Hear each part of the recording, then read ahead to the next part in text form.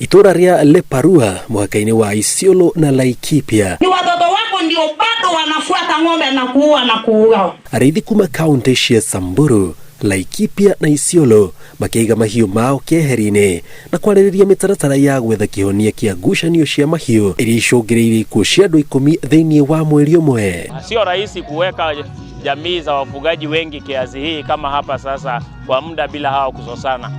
So kwa sababu ya mikakati hiyo sasa kuna komiti na ni watu wao na wanawaheshimu, na nafikiri imetusaidia sana kuweza kudumisha amani. Tukishikana kama sisi wakina mama ya Wasamburu na wakina mama ya Leparu, sisi tutaweza kuongea kama wamama ya Leparu, kuongesha wamama ya Wasamburu. So tumeweza kuwapatanisha na kuwawekea grazing patterns ama grazing structures ndio at least to minimize conflict, especially over the grazing land na watering points.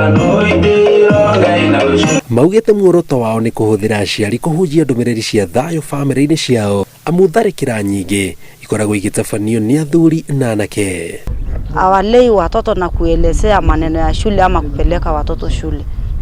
Hawa wanalea watoto, wanaamkia kwenda kushunga. Mtoto akiwa mshanga anaanza tu kulelewa mambo ya kushunga mpaka wanaanza kulelewa mambo ya wanaenda kushunga, wanaenda kupatana na wenzao wale wakubwa, wanaanza kuoneshana ama kufanyana na mambo ya vita.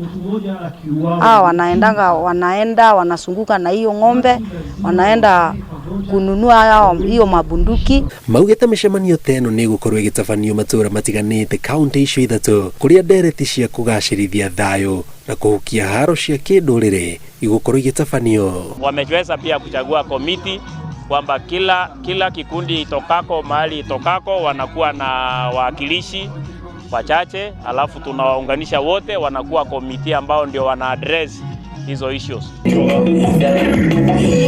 Ngĩribotera Inooro TV, njĩtagwo Jenga Wambui.